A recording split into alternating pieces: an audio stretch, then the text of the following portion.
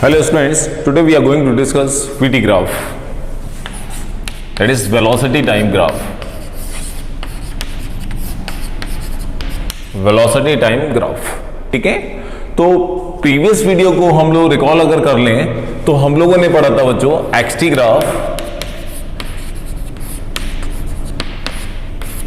Graph, this is position time graph.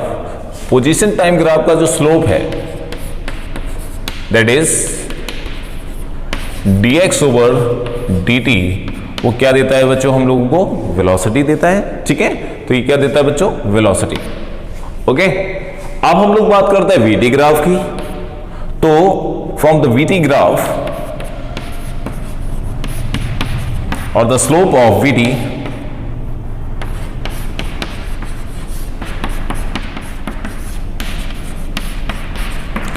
क्या देगा? dv over dt acceleration देता है। क्या देता है बच्चों? एक्सेलरेशन देता है, ठीक है ना। अब ये तो हो गई बच्चों स्लोप की बात। अगर हम लोग बात करें area under the curve,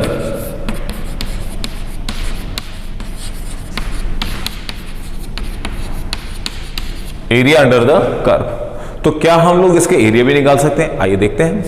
position time graph, कोई मान के चलिए ये आपका पोजीशन टाइम ग्राफ है, दिस वन, ये कोई आपका पोजीशन टाइम ग्राफ है, ठीक है, एक्स एंड टी ग्राफ, ठीक है। अब आपसे बोला जाए इसका एरिया निकालो, इसका एरिया निकालो, कैसे निकालेंगे? आइए देखते हैं। अगर मैं इसके एरिया की बात करूं तो ये क्या हो जाएगा बच्चों? इसका जो शेडेड साइड है वो इसका एरिया हो जाएगा। तो एरिया हम लोग कैसे निकालेंगे इसका, ठीक है। अब देखते हैं हम लोग। अगर मैं इसकी बात करूं, ये स्मॉल एलिमेंट की बात करूं, तो ये क्या हो जाएगा बच्चों? dt हो जाएगा, और ये क्या हो जाएगा? x हो जाएगा, ठीक है। इसी तरीके से इसका, इसी तरीके से इसका, इसी तरीके से ये आपको दिख रही है n number of steps, there are n number of steps. तो अगर मैं इसका एरिया निकालूं तो area be the product of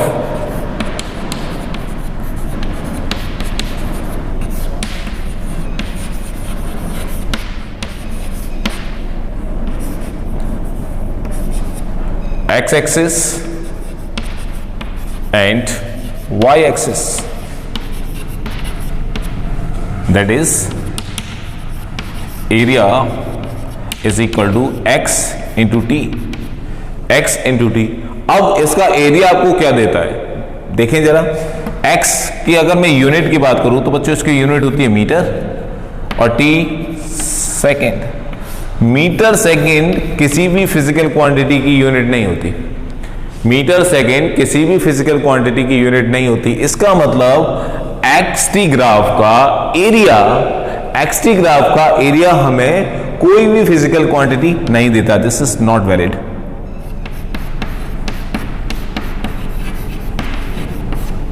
ठीक है। तो इसका एरिया नहीं निकाला जा सकता। क्लियर हो गया? अच्छा, नेक्स्ट देखें बच्चों, एरिया अंडर VT कर्व, ये क्या था? अंडर XT कर्व, ठीक है। ये है बच्चों आपका अंडर VT कर्व। देखते हैं वेलोसिटी एंड टाइम, एरिया ये होगा ना, प्रोडक्ट करेंगे इसका तो ये क्या हो जाएगा? VT दैट इज मीटर पर सेकेंड इंटू सेकेंड। सेकंड से सेकंड कट क्या बचा? क्या? मीटर। हाँ, मीटर तो यूनिट होती है, डिस्टेंस की भी होती है, डिस्प्लेसमेंट में भी होती है, ठीक है। तो ये क्या दे रहा है? एरिया अंडर VT कर्व आपको क्या दे देता है बच्चों? डिस्प्लेसमेंट दे देता है, डिस्प्लेसमेंट, ठीक है। तो अगर एक कर्व बनाऊं मैं, आप मान के चलिए ये आपका एक पर्टिकुलर कर्व है,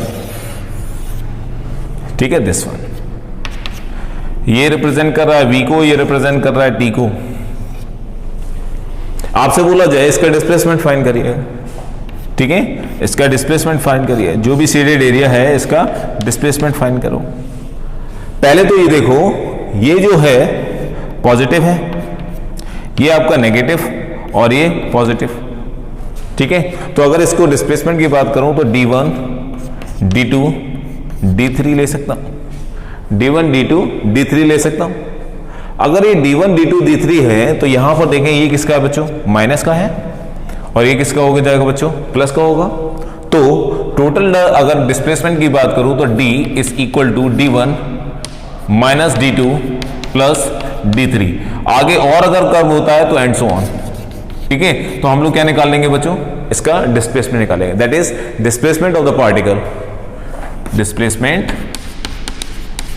of the particle, displacement of the particle in time t।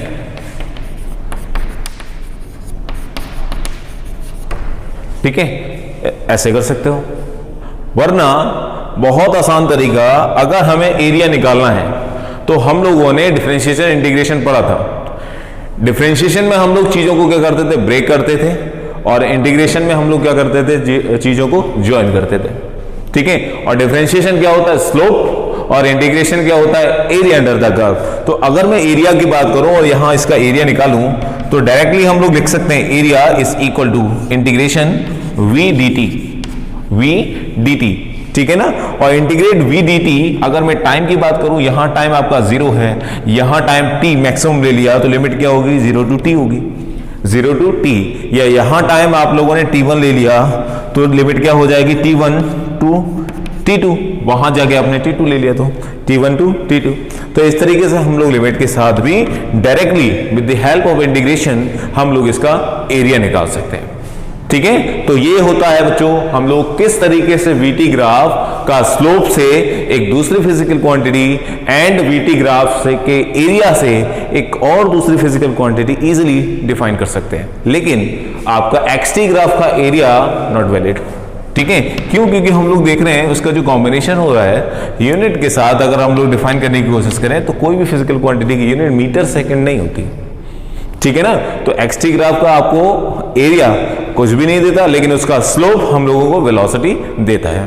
ठीक है, इसको अच्छे से कैप्चर करो माइंड में, ठीक है। बाकी नेक्स्ट हम लोग डिफाइन करते हैं इसकी और प्रॉपर्टीज को, ठीक है। देखें इसको अच्छे से, हो गया। चलिए आगे और देखिए उसको, और इसकी प्रॉपर्टी को हम लोग किस तरीके से डिफाइन कर सकते हैं।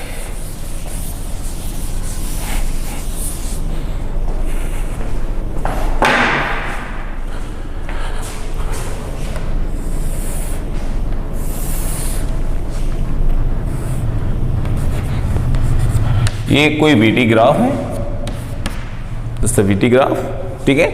अगर यहां मैं वीटी ग्राफ पर एक क्वेश्चन के साथ इसमें एक ग्राफ रिप्रेजेंट करूं लाइक दिस, ये आपको कोई ग्राफ है, तो ये ग्राफ हम लोगों को दिख रहा है यहां पर कोई भी चीज इंक्रीज हो रही है और यहां डिक्रीज हो रही है।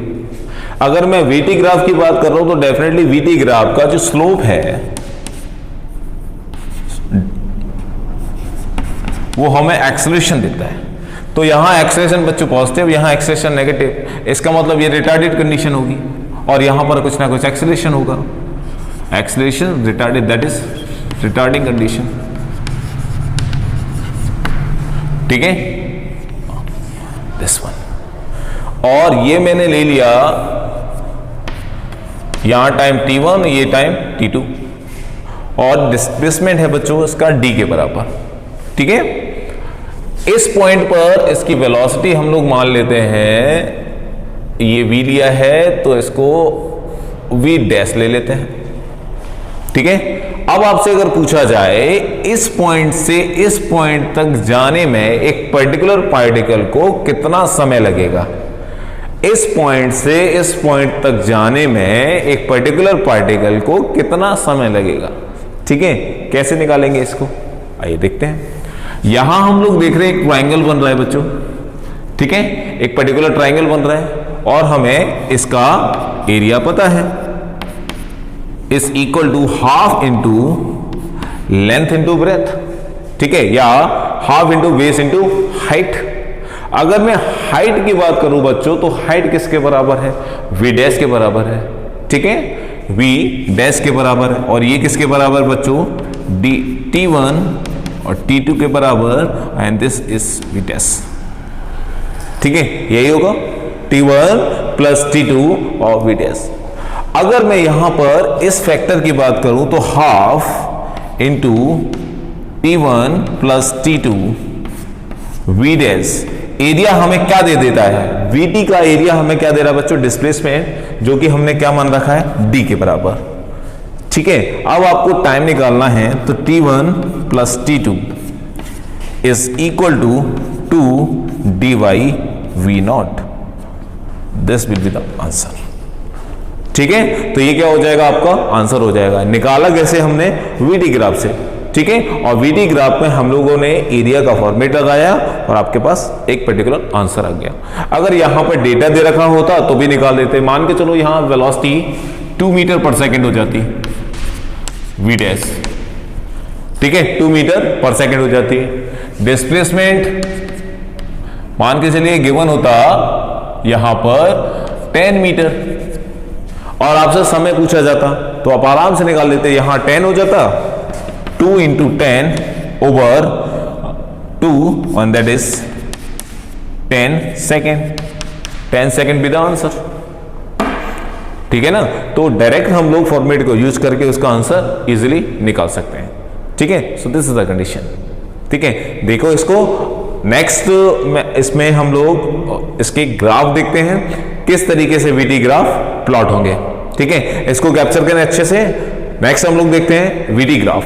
ठीक है, हो गया बच्चों, आइए अब देखते हैं इसके VT ग्राफ। ठीक है, बिल्कुल वैसे ही बनेंगे जैसे कि हम लोगों ने पोजीशन टाइम ग्राफ के लिए डाला था, रेस्ट के लिए, यूनिफॉर्म के लिए और नॉन यूनिफॉर्म की कंडीशन। जो 7 ग्राफ हम लोगों ने पार्ट नंबर 1 में पढ़ रखा है ग्राफ की प्लेलिस्ट में, वैसे ही सेम डिक्टो ग्राफ बनने वाले हैं VT के लिए। ठीक है, आइए देखते हैं उसके नॉमेनक्लेचर्स। ओके, ग्राफ नंबर 1 देखिए बच्चों। इस ग्राफ से हम लोगों को आइडेंटिफिकेशन मिल रहा है कि ये ग्राफ क्या कह रहा होगा। टाइम कंटिन्यूअस क्या कर रहा है बच्चों, वेरी कर रहा है। इसको T1 ले लें, इसको T2 ले लें, और यहां पर वेलोसिटी में V1 ले लूं, तो क्या V वेलोसिटी कैसी है, कांस्टेंट, लेकिन टाइम क्या कर रहा है, वेरी कर रहा है, टाइम वेरी कर रहा है। तो इसका मतलब velocity constant that is dv/dt is equal to 0। Slope 0 क्यों है, क्योंकि ये parallel to the X axis है, हम लोग ऑलरेडी पढ़ चुके हैं इसको। So that is acceleration is 0। Acceleration बच्चों 0। मोशन कैसा है, यूनिफॉर्म। ठीक है, नेक्स्ट वेलोसिटी कैसी है, कांस्टेंट। तो ये तीनों इसके फीचर मैंने यहां पर लिख रखे हैं। क्लियर। अगला ग्राफ देखिएगा, ये नेक्स्ट ग्राफ देखें, स्ट्रेट लाइन। इसका मतलब स्लोप हर पॉइंट पर कैसा बच्चों, कांस्टेंट है। हर पॉइंट पर इसका जब स्लोप कांस्टेंट होगा तो dv/dt का स्लोप हमें क्या देता है, एक्सेलरेशन देता है। इट मींस दैट एक्सेलरेशन भी कांस्टेंट, एक्सेलरेशन भी क्या हो जाएगा बच्चों, कांस्टेंट। अगर एक्सेलरेशन आपको कांस्टेंट है तो यहां पर देखें इसकी स्पीड कैसी है बच्चों, इंक्रीज हो रही है विद टाइम। स्पीड इंक्रीज हो रही है, इसका मतलब इसका थंब रूल समझे आप, स्पीड इंक्रीज हो रही है। स्पीड इंक्रीज तब होती है जब वेलोसिटी और एक्सेलरेशन सेम डायरेक्शन में।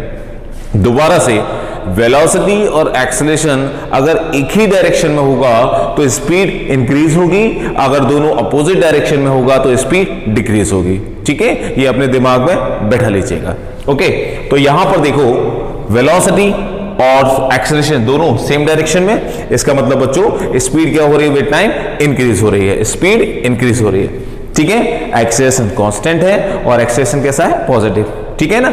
नेक्स्ट देखें यहां पर, अब ये ग्राफ आपको दिख रहा है, ये भी यूनिफॉर्म ग्राफ है, लेकिन कंडीशन रिटार्डेड है। रिटार्डेड कंडीशन क्यों है बच्चों, क्योंकि स्लोप नेगेटिव है। इसका जो स्लोप है वो नेगेटिव है। अगर मैं dv/dt की बात करूं तो dv/dt इज द स्लोप, और ये स्लोप क्या देता है, एक्सेलरेशन। लेकिन ये स्लोप कैसा है बच्चों, नेगेटिव, तो एक्सेलरेशन कैसा हो जाएगा, नेगेटिव हो जाएगा। दूसरी चीज, अगर मैं इसकी स्पीड की बात करूं, अभी मैंने इसमें क्या बताया, वेलोसिटी और एक्सेलरेशन अगर सेम डायरेक्शन में, तो वेलोसिटी एक्सेलरेशन की वजह से स्पीड क्या हो जाएगी, पॉजिटिव। अब यहां देखें वेलोसिटी और एक्सेलरेशन दोनों अपोजिट डायरेक्शन में, दोनों अपोजिट डायरेक्शन में, इसका मतलब इसका जो स्पीड है वो क्या हो जाएगा, डिक्रीज हो जाएगा। ठीक है, देखें यहां पर स्पीड डिक्रीजेस, एक्सेलरेशन नेगेटिव, लेकिन वेलोसिटी कैसी है बच्चों, पॉजिटिव है। ठीक है ना, वेलोसिटी पॉजिटिव है। क्लियर हो गया। ओके, नेक्स्ट देखें, ये दे रखा है नॉन यूनिफॉर्म ग्राफ। ठीक है, प्रीवियस वीडियो में हमने सारे ग्राफ बहुत अच्छे से पढ़ रखे हैं। ठीक है ना, ये आपका। अब मैं अगर इस पे टेंजेंट ड्रॉ करूं, तो हम लोग क्या देख रहे हैं, थीटा में वेरिएशन आ रहा है और यहां स्टीपनेस बढ़ती जा रही है। इस कंडीशन में स्टीपनेस बढ़ती जा रही है। अगर स्टीपनेस बढ़ रही है इसका मतलब एक पर्टिकुलर ऐसा पॉइंट आ जाएगा जहां पर dv ओवर dt यानी कि स्लोप मैक्सिमम हो जाएगा। क्यों? क्योंकि देखो आगे स्टीप होते होते ये राइट एंगल हो जाएगा इसके साथ 90 degree, that is 1090 is infinite, तो वहां क्या हो जाएगा? मैक्सिमम हो जाएगा। लिख रखा है θ2 ग्रेटर देन ऑफ θ1, इसका मतलब स्टीपनेस बढ़ रही है यानी कि स्लोप इंक्रीज हो रहा है, स्लोप इंक्रीज हो रहा है। यहां देखिए वेलोसिटी ऑफ कोर्स पॉजिटिव है, फर्स्ट वन। नेक्स्ट कह रहा है एक्सेलरेशन भी कैसा होगा? पॉजिटिव। क्यों? क्योंकि दोनों की डायरेक्शन बच्चों कैसी है? पॉजिटिव हो रही है। अगर dv ओवर dt बढ़ता जा रहा है इसका मतलब एक्सेलरेशन कैसा होगा? वो भी इंक्रीजिंग होगा, ठीक है ना। अब यहां पर देखो एक्सेलरेशन इंक्रीजिंग, एक्सेलरेशन इंक्रीजिंग, ठीक है। नेक्स्ट कंडीशन हो रही है ये, that is the speed increase. Speed increase क्यों है? सेम प्रोसेस, वेलोसिटी और एक्सेलरेशन दोनों सेम डायरेक्शन में है, ठीक है। इसलिए जो इसकी स्पीड होगी वो कैसी हो जाएगी? इंक्रीज हो जाएगी, ठीक है ना। स्पीड आपकी इंक्रीज हो जाएगी। क्लियर होगा? अब एक पॉइंट यहां लिखा हुआ बच्चों, एक्सेलरेशन वेरिएबल है।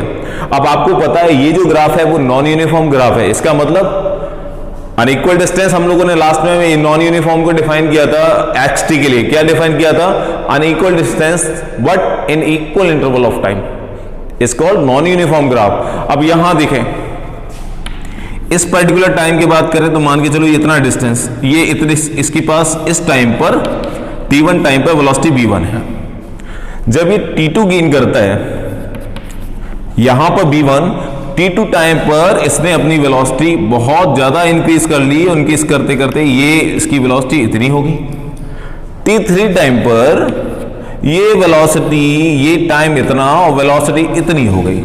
तो हम लोग क्या देख रहे हैं? यहां पर वेलोसिटी 5 मीटर पर second, and let's suppose that यहां पर वेलोसिटी 10 मीटर पर सेकेंड, यहां वेलोसिटी 20 मीटर पर सेकेंड या 15 मीटर पर सेकेंड। इसका मतलब क्या है? इसका जो एक्सेलरेशन है वो एक्सेलरेशन कैसा है? वेरिएबल। एक्सेलरेशन कैसा है बच्चों? वेरिएबल है, ठीक है। क्यों? क्योंकि वेलोसिटी हर टाइम पर क्या कर रही है बच्चों? वेरी कर रही है। अगर वेलोसिटी वेरी करेगी हर टाइम पे तो इसका एक्सेलरेशन भी क्या कर जाएगा? चेंज हो जाएगा, ठीक है ना। So that will be the condition, acceleration क्या है बच्चों? वेरिएबल है, ठीक है। नेक्स्ट देखें, ये आपका ग्राफ, ठीक है, this is the graph, okay. अब ये भी नॉन यूनिफॉर्म ग्राफ है। जो नॉन यूनिफॉर्म ग्राफ, कंडीशन क्या है कि v जो v है वो पॉजिटिव है, v पॉजिटिव है लेकिन एक्सेलरेशन नेगेटिव है। क्यों नेगेटिव है? ऑब्ट्यूज एंगल बन रहा है। ऑब्ट्यूज एंगल की कंडीशन हम लोगों को पता है कि अगर एंगल बड़ा होगा तो स्लोप छोटा होगा, एंगल बड़ा होगा तो स्लोप छोटा होगा। तो देखें यहां पर θ1 का स्लोप θ2 से कम है, क्योंकि मुझे पता है कि अगर मैं आगे बढ़ता जाऊं तो एक पॉइंट ऐसा आ जाएगा कि यहां पर ये इसकी स्टीफनेस बढ़ जाएगी, और स्टीफनेस बढ़ जाएगी तो इसके साथ क्या बना लेगा? 90 डिग्री एंगल, और उस 90 डिग्री पर स्लोप क्या हो जाएगा बच्चा? इनफाइनाइट हो जाएगा, ठीक है। तो इसका मतलब यहां हम लोग देख रहे हैं कि θ2 is less than of θ1 but slope of θ2 is bigger than θ1, क्योंकि ये कंडीशन होती है किसके लिए? ऑब्ट्यूज के लिए, ठीक है ना। तो दिस इज द कंडीशन। ये किस में होता है? केवल ऑब्ट्यूज में। एक्यूट में ऐसा नहीं होता, एक्यूट में डायरेक्टली प्रोपोर्शनल होता है, ठीक है, ओके। तो यहां पर वेलोसिटी पॉजिटिव, ठीक है, velocity positive, acceleration negative, acceleration negative, ठीक है, क्योंकि स्लोप आप देख रहे हैं, ठीक है। नेक्स्ट एक्सेलरेशन वेरिएबल, सेम इसी तरह, बस उसका ओरिजिन, ठीक है, दूसरी साइड ले रखा है हमने। नेक्स्ट एक्सेलरेशन क्या हो जाएगा बच्चों? इंक्रीजिंग हो जाएगा, same condition, acceleration increasing. Next condition हम लोग देखें, दिस द कंडीशन, ये कंडीशन भी नॉन यूनिफॉर्म की है। ये भी अगर नॉन यूनिफॉर्म की है तो यहां पर देखें acceleration and velocity both are positive, acceleration and velocity both are positive, speed increasing. क्यों? क्योंकि v और a दोनों एक ही डायरेक्शन में है। नेक्स्ट कह रहा है एक्सेलरेशन डिक्रीज हो रहा है, एक्सेलरेशन क्या हो रहा है? डिक्रीज हो रहा है। क्यों? क्योंकि स्टीपनेस क्या हो रही है बच्चों? घटती जा रही है। स्टीपनेस क्या है? घटती जा रही है। देखें अब इसको थोड़ा फील करें, ये टेंजेंट डाला, उसके साथ एंगल बना बच्चों θ1, यहां टेंजेंट डाला, उसके साथ बना एंगल θ2। तो हम लोगों को पता है हियर θ1 ग्रेटर देन ऑफ θ2। तो अगर θ1 बड़ा है θ2 से, इसका मतलब इसका स्लोप भी बड़ा होगा इससे। अगर इसका स्लोप बड़ा है इससे, तो इसका मतलब यहां पर जो इसका एक्सेलरेशन होगा वो क्या हो रहा है बच्चों, डिक्रीज हो रहा है। क्यों? क्योंकि स्लोप घटता जा रहा है। यहां पर स्लोप आपका घट रहा है। अगर स्लोप घट रहा है, इसका मतलब एक्सेलरेशन क्या होगा बच्चों, घटेगा। ठीक है, so this is the condition. तो ये आपका जो प्रॉपर्टी ये ग्राफ हो गए, ये आपके वीटी ग्राफ है। This is VT graph. ठीक है, किसी को भी कंफ्यूजन नहीं होना चाहिए। अगर फिर भी कंफ्यूजन है तो इससे पहले वाला वीडियो देखो। ठीक है, प्लेलिस्ट खोलो ग्राफ वाली, उसमें लेक्चर नंबर 1, ठीक है, दोस्तों पार्ट फर्स्ट जो कि ग्राफ का है उसको पढ़ो, एनालाइज करो, फिर उसके बाद इसको देखिएगा, बिल्कुल क्लियर हो जाएगा। ठीक है, तो बेसिक टिप्स आप लोगों को पता होना चाहिए। ग्राफ बहुत आसान है। ठीक है, देखें इसको। हो गया बच्चों। नेक्स्ट वीडियो में हम लोग बात करते हैं एटी ग्राफ की और फ्री फॉल कंडीशन। ठीक है ना, तो फ्री फॉल के लिए ग्राफ क्या होगा, एटी के लिए ग्राफ क्या होगा, हम लोग नेक्स्ट वीडियो में बात करते हैं। Okay, thank you.